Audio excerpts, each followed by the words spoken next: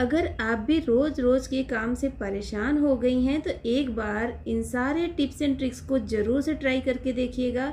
सारे tips and tricks बहुत ही useful है जो आपके किचन और घर के काम को बहुत ही आसान और बेहतर बनाने के साथ साथ टाइम और पैसे की बचत भी कराएंगे। तो आप इस वीडियो को पूरा देखिए और इसका पूरा फ़ायदा उठाइए। तो चलिए शुरू करते हैं। तो पहला टिप हमारा इस गैस चूल्हे से लेकर है। तो यहाँ पर मैंने गैस को ऑन कर लिया है। गैस पर रखेंगे एक छोटा सा बर्तन, इसके अंदर डालेंगे आधा गिलास पानी। पानी को गर्म होने देंगे। जब हल्का सा पानी गर्म हो जाएगा तो हम इसमें डाल देंगे एक छोटा सा कटोरी, स्टील का या कांच का कोई भी कटोरी आप ले सकती हैं। अब लेंगे हम वैसलीन। तो आधा छोटा चम्मच मैंने यहाँ पर वैसलीन लिया है। वैसलीन जो रहता है ये हमारे स्किन को बहुत ही अच्छे से मॉइस्चराइज करके रखता है और सर्दी के दिनों में तो इसे हर कोई यूज करता है। अब इसमें डालेंगे 1/4 छोटा चम्मच से भी कम लिपस्टिक। जो फेवरेट आपका लिपस्टिक है, जो कलर अच्छा लगता है आपको, वही वाला लिपस्टिक ले लीजिए और इसके अंदर आपको डाल देना है। फिर इन दोनों चीज़ों को हमें अच्छे से मिक्स करते जाना है और ये गर्म पानी में होने की वजह से मेल्ट भी होते जाएगा। मगर वैसलीन जल्दी मेल्ट होगा और लिपस्टिक को थोड़ा सा आपको टाइम देना पड़ेगा। उसके बाद आप देखेंगी दोनों चीज़ें एक दूसरे में इस तरीके से मिक्स हो जाएगा कि पता ही नहीं चलेगा कि इसमें हमने दो चीज़ें डाली हैं।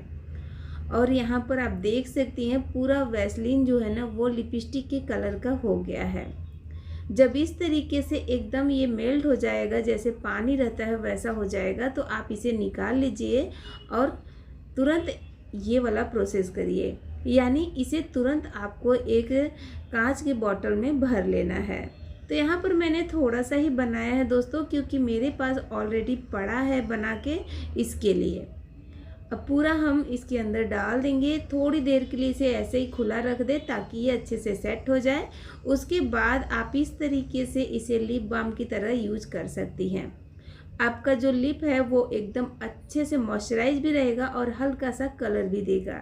तो इसे लड़कियां भी यूज कर सकती हैं और अगर आप मैरिज हैं तो आप इसे लगा सकती हैं। अगर आपको डार्क लिपस्टिक नहीं पसंद है तो आप उस केस में भी इसका इस्तेमाल कर सकती हैं। बढ़ते हैं नेक्स्ट टिप की तरफ। तो यहाँ पर मैं ली हूँ एक कटोरी में पानी। अब पानी के अंदर डालेंगे थोड़ा सा शहद यानी हनी। शहद हम अपने किचन में हमेशा रखते हैं और ये आयुर्वेद के हिसाब से इसे हम बहुत ही चीज़ों में मिक्स करके लेते भी हैं। जैसे कि सर्दी खांसी है तो अदरक के रस में डाल कर लेते हैं। बच्चों को भी ये हम देते हैं, ज़्यादातर दूध में भी डाल कर देते हैं, या फिर बच्चों को रोटी वगैरह खाना रहता है कुछ मीठा से तो आप इससे भी दे सकती हैं, ब्रेड में लगा कर दे सकती हैं। तो शहद प्योर है कि नहीं इसका टेस्ट ज़रूर कर लीजिएगा एक बार। तो इस तरीके से आप पानी में डालकर देखिए। अगर शहद नहीं घुल रहा है तो समझ लीजिए कि ये प्योर है। अगर ये तुरंत घुल जाता है तो ये मिलावट वाला शहद है। तो यहाँ पर आप देख सकती हैं काफ़ी टाइम हो गया मगर ये नहीं घुल रहा है, यानी ये प्योर है। बढ़ते हैं नेक्स्ट टिप की तरफ। अगला टिप मेरा इस काले पॉलीथीन से लेकर है। फ्रेंड, जो काला पॉलीथीन रहता है ना, इसे हम फेंक देते हैं, कुछ यूज़ तो नहीं करते हैं, मगर इससे आपको एक बढ़िया सा फ़ायदा होने वाला है। बस इसके अंदर आप थोड़े से न्यूज़पेपर या फटे हुए प्लास्टिक वगैरह इसके अंदर डाल दीजिए, ठीक है। उसके बाद इस तरीके से गांठ लगा दीजिए, इसकी पोटली तैयार कर लीजिए इस तरीके से। घर में बालकनी रहता है तो आपने देखा होगा कि कबूतर ज़रूर आते हैं और इतना गंदा कर देते हैं, कभी कभी तो घोंसला भी बना लेते हैं। तो ये नहीं आए घर में, उसके लिए हमें ये करना पड़ता है, क्योंकि ऐसे ना उनको लगता है कि कौवा है। अगर जहाँ कौवा रहता है ना वहाँ पर कबूतर नहीं आते हैं। तो अगर इस तरीके से आप अपने ग्रिल में इसे लगा देंगे तो उन्हें लगता है कि कौवा है, तो आपके ग्रिल में, आपके बालकनी में नहीं आएंगे कबूतर। तो आई होप ये आइडिया भी आपको पसंद आया होगा। बढ़ते हैं नेक्स्ट टिप की तरफ। तो अगला टिप मेरा मिक्सर ग्राइंडर को लेकर है, जो हर किचन में रहता है। फ्रेंड, इसे अगर ऐसे ही रख देते हैं तो इसका वायर खुल के इस तरीके से बिखर जाता है, देखने में बहुत ही मैसी लगता है। तो इसे अगर सही तरीके से ऑर्गेनाइज करके रखेंगी ना तो ये बिल्कुल भी ख़राब भी नहीं लगेगा और बहुत अच्छे से ऑर्गेनाइज रहेगा। इसका जो प्लग है इसके अंदर इस तरीके से फंसा के रखेंगी ना तो ये जो वायर है इसका बिल्कुल भी इधर उधर फैलेगा नहीं। या फिर आपका कोई टूटा हुआ क्लचर है जिसे आप इस्तेमाल नहीं करती हैं, तो आप इस तरीके से क्लचर को भी इस्तेमाल कर सकती हैं मिक्सर ग्राइंडर में। इससे भी आपका मिक्सर ग्राइंडर बहुत अच्छे से ऑर्गेनाइज रहेगा। बढ़ते हैं नेक्स्ट टिप की तरफ। तो अगला टिप मेरा यहाँ पर चूड़ी को लेकर है। इस तरीके की चूड़ियाँ लेते हैं ना, तो आपने देखा होगा बहुत सारी चूड़ियाँ कच्ची रहती हैं ना, तो जब हम इसे पहनते हैं तो ये बार बार टूट जाती हैं। थोड़ा सा भी इनको लगता है तुरंत टूट जाती हैं।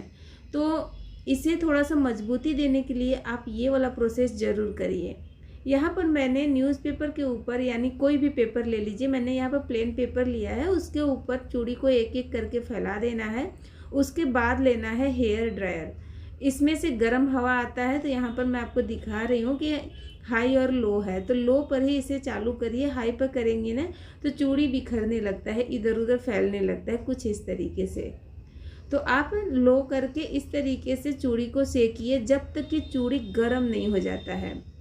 आप देखेंगे चूड़ी अच्छा खासा गर्म हो जाता है। जिसके पास हेयर ड्रायर होगा उनको खुद ही मालूम होगा। तो ये सिर्फ हेयर को ड्राई करने के लिए नहीं, बहुत सारे काम के लिए हम इसे इस्तेमाल कर सकते हैं। और चूड़ी जब उठाएंगे, हाथ से टच करेंगे ना, तो चूड़ी काफ़ी गर्म लगेगा। इससे चूड़ी और ज़्यादा पक्का हो जाता है और टूटता नहीं है, यानी जल्दी जल्दी नहीं टूटेगा। लॉन्ग लास्टिक आपका चूड़ी चलेगा। आप ट्राई करके ज़रूर देखिएगा, एकदम यूजफुल वीडियो है। मैंने इसे ट्राई किया है तभी आपके साथ शेयर किया है। बढ़ते हैं नेक्स्ट टिप की तरफ। अगर आप भी बुक पढ़ने के शौकीन हैं और पन्नों को बार बार पलटने के लिए आप अपने उंगली में थूक लगाती हैं, या फिर आप पानी पास में रख के उसके बाद इस तरीके से पन्नों को पलटती हैं, क्योंकि एक एक पन्ने को पलटना बहुत ही मुश्किल हो जाता है। कभी कभी तो उंगली इस तरीके से फिसल जाती है और पन्ना नहीं पलटता। कभी कभी 2-3 एक साथ पलट जाता है। तो एक बढ़िया सा ट्रिक बताती हूँ। अगर आप मोटी मोटी बुकें पढ़ती हैं, बुक पढ़ने के बहुत ज़्यादा शौकीन हैं, तो आप एक रबर बैंड ले लीजिए, बस पतला वाला लेना है, और 2 से 3 राउंड अपने उंगली में लगा लीजिए। बहुत ज़्यादा टाइट मत लगाइएगा कि ब्लड ही जमा हो जाए, ध्यान रखिएगा। बस इतना लगाइएगा कि जो रबर बैंड है वो आपके उंगली में फंसा रहे, बस। उसके बाद आप जब इसे पलटेंगी ना, तो इतना अच्छे से पलटा जाता है ना, बुक की पढ़ने में आपको बहुत ही ज़्यादा सुविधा होगा सिर्फ एक रबर बैंड से। विश्वास नहीं होता है तो एक बार ट्राई करके ज़रूर देखिएगा। मुझे तो बहुत ज़्यादा पसंद आया, और पलटना इतना आसान हो जाता है कि आपको मुंह में बार बार उंगली को लगाना नहीं पड़ेगा। जैसे कि आपने देखा होगा बहुत सारे लोगों को आदत रहता है कि उंगली को जीभ पर रखते हैं ताकि गीला हो जाए, उससे हमारा बुक जूठा हो जाता है। यहाँ पर मैंने मिक्सर जार लिया है। जार के ऊपर इस तरीके से कई सारी पॉलीथीन को लगाएंगे ऐसे। फ्रेंड, वीडियो यूजफुल लगेगा तो लाइक शेयर करिएगा, चैनल को सब्सक्राइब कर लीजिएगा, और कमेंट करके ज़रूर बताइएगा कौन सा आइडिया ज़्यादा अच्छा लगा और हमारा वीडियो आप कहाँ से देख रहे हो, मुझे खुशी होगी। तो सारे पॉलीथीन को इस तरीके से एक के ऊपर एक पहनाते जाना है, और जो लास्ट वाला है उसको इस तरीके से सेंटर में पकड़ना है और थोड़ा सा कट करके इसमें होल बना देना है, कुछ इस तरीके से। उसके बाद हम सीधा करेंगे जार को, और जार को पॉलीथीन में से हटा लेंगे, निकाल लेंगे। फिर इस तरीके से इसको पॉलीथीन के अंदर पूरा इसे डाल देंगे, यानी जो वाइट वाला ऊपर वाला पॉलीथीन है उसके अंदर पूरा हवा निकाल देंगे। उसके बाद आप इसे किसी भी हुक में हैंग कर दीजिए। अब इसे निकालना बहुत आसान हो गया है। बस इस तरीके से देखिए, आप पॉलीथीन को खींचिए, उसके बाद ये निकलते जाएगा। हम क्या करते हैं, इस तरीके से मसालेदानी का जो डब्बा रहता है उसमें इसके सारे कटोरी को लगा देते हैं। इससे होता ये है कि जो मसालेदानी का डब्बा है वो बार बार एकदम गंदा हो जाता है, वही मसाले गिर के बार बार गंदा कर देते हैं। तो ऐसा नहीं हो, उसके लिए आप ना मसालेदानी में जब इसका कटोरी रखें उससे पहले मसालेदानी के डब्बे में इस तरीके से एक न्यूज़पेपर या कोई नॉर्मल पेपर या फिर टिश्यू पेपर को इस तरीके से सर्कल शेप दे के लगा दें, यानी इसके बेस के बराबर में इसे कट कर लें या फिर ऐसे फोल्ड करके लगा दें। उसके बाद आप कटोरी में मसाले फिल कर लें। पहले आपको तुरंत कटोरी को उसमें नहीं रखना है, पहले मसालों को इस तरीके से फिल कर लीजिए। फिर आप मसालेदानी के डब्बे में कटोरियों को इस तरीके से लगा दीजिए। इससे होगा ये कि आपका जो मसालेदानी है ना वो बार बार गंदा नहीं होगा, और गंदा भी होगा तो आप इसे साफ़ कर सकती हैं, बार बार धोना नहीं पड़ेगा। बस कटोरियों को निकालिए और टिश्यू पेपर को चेंज कर दीजिए। बढ़ते हैं नेक्स्ट टिप की तरफ। तो यहाँ पर मैंने मौसम्मी लिया है। मौसम्मी का छिलका निकालना बहुत ही डिफ़िकल्ट लगता है। कभी कभी मौसम्मी पूरा कट जाता है, कभी कभी छिलका पूरी अच्छी तरीके से नहीं निकलता है। तो कभी होता क्या है कि छिलका निकालने में इसके पल्प में भी छेद हो जाता है, होल होता है, जिससे दब कर जूस बाहर आने लगता है। तो आप इस तरीके से निकालें। बस ऊपर के हिस्से को कट करके इस तरीके से 4 हिस्से में कट करें। बस छिलकों पर कट लगाना है, ना कि इसके पल्प पर, ठीक है। छिलके बस कटे इतना ही काटिएगा। उसके बाद इस तरीके से निकालिए। देखिए एकदम आसानी से और जल्दी से भी निकल जाता है। मतलब आपका टाइम भी नहीं लगेगा ज़्यादा और आपको एनर्जी भी ज़्यादा नहीं लगाना पड़ेगा। बस इस तरीके से ये निकल जाएगा। बस हमारा मौसम्मी अभी जूस निकालने के लिए रेडी है। अगर आप इसके बीज को निकालना चाहती हैं तो इसे बीच में से कट करिए, सारे बीज निकल जाएंगे दोनों हिस्सों से। अगला टिप हमारा इडली बैटर को लेकर है।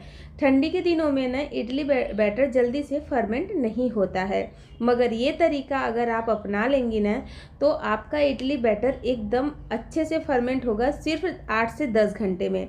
ठंडी के दिनों में भी ये 8-10 घंटे में तैयार हो जाएगा। बस ध्यान क्या रखना है आपको ना, जब चावल भिगाना है तो इसके अंदर आपको थोड़ा सा पोहा यानी चिवड़ा डालना है भिगाते टाइम। जैसे कि 3 कटोरी आपने चावल लिया है तो आधा कटोरी चिवड़ा भी डाल दीजिएगा। धो कर रख दीजिए, फिर जब भीग जाएगा तो आप पानी को निकाल दीजिए, चावल के पानी को। अब यहाँ पर जो उड़द दाल है उसे मैंने अलग बर्तन में ही भिगाया है, ऐसे आपको भी भिगाना है। तो 1 कटोरी हमें उड़द दाल लेना है। 3 कटोरी चावल, 1 कटोरी उड़द दाल। चावल में आधा कटोरी पोहा हमने डाला था यानी चिवड़ा, और दाल में हमने 1 छोटा चम्मच डाला है मेथी दाना। दोनों को साथ में 3-4 बार धो लिया, उसके बाद भिगा दिया था। अभी ये अच्छे से फूल गया है। तो अब इसके पानी को हम सेपरेट अलग कर लेंगे, क्योंकि पानी को इसके फेंकना नहीं है। दाल और मेथी दाना का जो पानी है इसे हमें आगे इस्तेमाल करना है, ध्यान रखिएगा। तो यहाँ पर हमने दाल में से पानी को अलग कर लिया है। अब लेंगे मिक्सर जार। अब जार के अंदर हम इसे फिल करेंगे। तो पहले हमें दाल को पीसना है। क्वांटिटी यानी रेशो को आप बराबर ध्यान रखिएगा। जैसा कि मैंने पहले ही बताया है, 3 कटोरी चावल, 1 कटोरी दाल, 1 छोटा चम्मच मेथी दाना और आधा कटोरी लेना है पोहा यानी चिवड़ा। दाल चावल अलग अलग भिगाना है। बस दाल के साथ मेथी दाना और चावल के साथ पोहा को डालना है, ठीक है। अब यहाँ पर मैंने दाल और मेथी दाना को डाल दिया है जार में। अब इसको पीसने के लिए हम जो दाल वाला पानी है उसका ही इस्तेमाल करेंगे। ध्यान रखिएगा, अलग से पानी नहीं डालना है, उसी पानी का इस्तेमाल करके इसे पीसना है। कुछ इस तरीके का हमारा बैटर पीस के तैयार होगा। बहुत ज़्यादा पतला और बहुत ज़्यादा थिक नहीं रखना है, मीडियम रखना है, इसको ध्यान रखिएगा। अब इसी जार में हम चावल को डाल देंगे। पहले दाल आप पीस लीजिएगा, उसके बाद चावल पीसिए। अब वही जो हमारा दाल वाला पानी है उसी को हम इस्तेमाल करेंगे चावल के साथ भी पीसने में। तो 2 बार में हम चावल को भी पीस लेंगे। एक बार मैंने पीस लिया, वापस से इसी जार में फिर से चावल को डालूंगी और वही पानी इस्तेमाल करूंगी। फ्रेंड, वीडियो अच्छा लगेगा तो लाइक शेयर करिएगा और चैनल को सब्सक्राइब जरूर से कर लीजिएगा, ऐसे ही यूजफुल और भी वीडियो देखने के लिए। और फैमिली और दोस्तों के साथ शेयर करिए। हाइप पॉइंट देना बिल्कुल मत भूलिएगा। तो यहाँ पर मैंने देखिए अच्छे से इसे डाल दिया है पीस कर। अब इसे हमें ना कम से कम 4 मिनट के लिए इस तरीके से एक ही डायरेक्शन में फेंट लेना है। आपको ये काम हाथ से करना है, ना कि किसी चम्मच से। हाथ से इस तरीके से थोड़ी थोड़ी देर पर रेस्ट ले ले, भले आपका हाथ दर्द होता है तो, मगर आप इसे कम से कम 4 मिनट ज़रूर फेंटें। इस तरीके से जब आप फेंटेंगी तो इसमें एयर बबल्स आएंगे और जो हमारा ये बैटर है वो बहुत ही जल्दी फूल कर तैयार होगा, यानी एकदम अच्छे से फर्मेंट होगा बिना सोडा का इस्तेमाल किए। हम सोडा वगैरह कुछ भी नहीं डालेंगे, मगर आप देखना बैटर इतना अच्छा तैयार होगा कि इससे इडली, डोसा, उत्पम जो भी बनाएंगे, अप्पे वगैरह सब एकदम बढ़िया फ्लफी बन के तैयार होता है। और डोसा एकदम क्रिस्पी बनता है, क्योंकि हमने जो इसमें पोहा डाला है ना, उससे इडली सॉफ्ट और डोसा क्रिस्पी बनता है। जब फेंट लें तो इसे 2 भागों में डिवाइड कर दे, यानी 2 बर्तन में डालें, आधा आधा करके। पूरा भर के नहीं रखना है, क्योंकि ये जब फर्मेंट होगा तो ये और ऊपर आएगा। ठंड के दिनों में थोड़ा नीचे रहता है, मगर आप देखी होंगी गर्मी के दिनों में ना ये एकदम ऊपर ओवरफ्लो होने लगता है। तो इस तरीके से आधा बैटर रखिएगा, ठीक है। अब इसे ढक देना है, खूब अच्छे से कवर करिएगा, किधर से भी इसमें हवा नहीं जाना चाहिए। ये जो ढक्कन में थोड़ा सा छेद है ना, हम इसके अंदर टिश्यू पेपर लगा देंगे, अच्छे से सील कर देना है। उसके बाद अब क्या करना है, इसके ऊपर एक टॉवेल डाल देना है। कोई भी आप किचन टॉवेल या मोटा टॉवेल डाल दीजिए, अच्छे से कवर करिए, इसे गर्म जगह पर रखिए, यानी जहाँ पर ज़्यादा हवा नहीं जाए। आप देखेंगे सिर्फ 8 घंटे में आपका इडली बैटर एकदम अच्छे से फर्मेंट हो जाएगा, कुछ इस तरीके से। यहाँ पर आप देख सकती हैं एकदम अच्छे से, देखिए फूल गया है ना। ठंडी के दिनों में भी इतना फर्मेंट हुआ है बिना सोडे का। मैंने सोडा वगैरह कुछ भी नहीं डाला और देखिए एकदम बढ़िया से तैयार हो गया है। तो अभी तक आपका इडली बैटर अच्छे से नहीं होता था तो आप एक बार मेरा ये तरीका ज़रूर अपना के देखिएगा। और जो हमने मेथी दाना डाला है, उसका पानी इस्तेमाल किया है दाल वाला ना, उसकी वजह से भी ये बहुत ही अच्छे से फर्मेंट होता है। क्योंकि मेथी दाना ना जो हमारा बैटर है उसे फर्मेंट भी करता है और हमारे डाइजेशन में भी बहुत ही मदद करता है।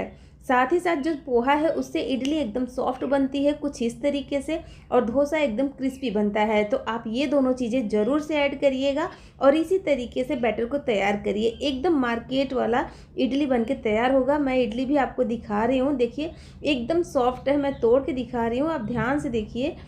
तो फ्रेंड, उम्मीद करती हूँ ये वाला आइडिया भी आपको पता लग गया होगा और अच्छा भी लगा होगा। तो आप अगली बार ऐसे ही बनाइएगा और कमेंट करके ज़रूर बताइएगा आपका इडली डोसा कैसा बना।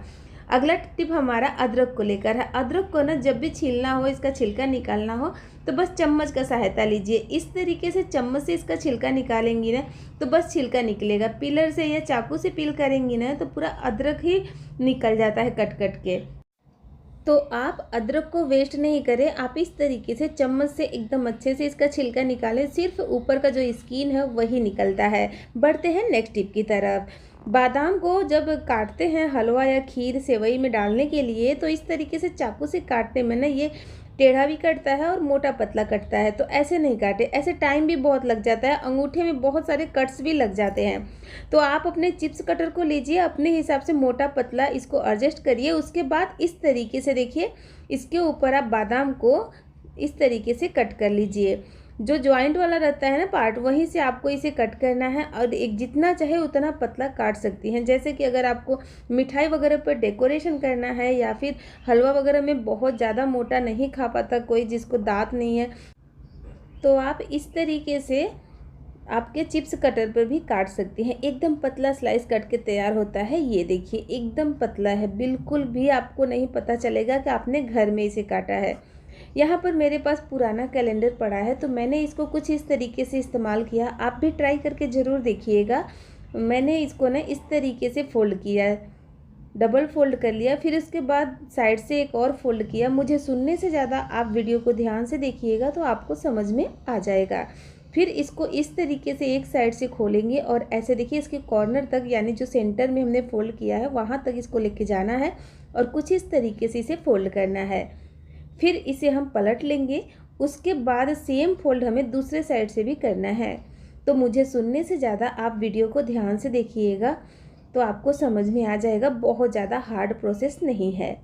तो यहाँ पर मैंने दोनों साइड से फोल्ड कर लिया। उसके बाद इसे खोल लेना है। फिर इसके दोनों लेयर को अलग अलग करके इस तरीके से बीच में फोल्ड करना है। इस तरीके से ये देखिए, पलट कर दूसरे साइड में भी सेम फोल्ड कर लेना है। अब ऊपर के साइड को भी इस तरीके से फोल्ड कर लेना है। तो यहाँ पर मैंने इसे फोल्ड कर लिया। आप इस तरीके से फोल्ड करके सारे पेपर को रख दीजिए। जब भी इस्तेमाल करना हो बस इस तरीके से खोलिए और आपको एक बढ़िया सा बाउल बन के तैयार मिलेगा। आप कहीं सफ़र में भी जा रही हैं तो ऐसे आप बना के रख लीजिए और खोलिए और उसमें आप स्नैक्स वगैरह खा सकती हैं, बच्चों को दे सकती हैं। अगर आपके पास कोई ज़्यादा बर्तन नहीं है तो उस केस में भी ये बहुत ही बढ़िया काम आएगा। अदरवाइज़ आप इसे किचन में सब्जियों के छिलके उठाने के लिए भी यूज़ कर सकती हैं। जब भी हम बैंगन को भूनते हैं चोखा यानी भरता बनाने के लिए, जो यूपी और बिहार का फेमस डिश है लिट्टी चोखा, तो चोखा बनाने के लिए पहले आपने बैंगन को एक बार चेक ज़रूर कर लें। इसमें 2 से 3 कट्स लगाएं और इस तरीके से देख लें कि कहीं इसमें कीड़ा तो नहीं है, कहीं बैंगन ख़राब तो नहीं है। ये काम पहले करें। उसके बाद क्या करना है, उसके बाद आपको ना हरी मिर्च लेना है, लहसुन को छील कर लेना है और इसके कटे हुए पार्ट में अंदर फिल कर देना है इस तरीके से। इससे होगा ये कि जो आपका मिर्ची है वो भी पक जाएगा और जो लहसुन है ना, वो जो आपका बैंगन है, जो गैस बनाने की शिकायत रहता है ना, बैंगन खा लो तो गैस बनता है पेट में, वो वाला शिकायत ख़त्म हो जाता है। आप ट्राई करके ज़रूर देखिएगा। सिर्फ लहसुन से ही इसका गैस बनाने वाला जो प्रोसेस है वो बंद हो जाता है, यानी आपको बिल्कुल भी नुकसान नहीं करेगा। अगर नहीं ट्राई किया है तो करके देखिएगा। और इसके ऊपर तेल की मालिश ज़रूर करें। तो सरसों का तेल यानी राई का तेल डालकर थोड़ा सा इसको अच्छे से फैला दे बैंगन के ऊपर। उसके बाद आपको बैंगन को भुनना है, डायरेक्ट बर्नल पर नहीं, इस तरीके से जाली रख के भुने, जिससे बर्नल भी नहीं गंदा होता है और बैंगन भी बड़े अच्छे से भुन जाता है। तो ऐसे रख कर उसके बाद साथ में टमाटर और बैंगन दोनों भून ले। तो इससे होगा ये कि तेल लगाने से बैंगन और टमाटर बहुत जल्दी पक भी जाता है और साथ ही साथ इसका जो स्किन है वो बहुत आसानी से निकल भी जाता है। तो आप ये काम ज़रूर करें जब भी आप बैंगन और टमाटर आलू का भरता यानी चोखा बनाएं। तो उम्मीद करती हूँ दोस्तों आज का वीडियो आपको हेल्पफुल लगा होगा। वीडियो ज़रा सा भी पसंद आया है तो लाइक शेयर करें, चैनल को सब्सक्राइब करें और हाई पॉइंट ज़रूर दें।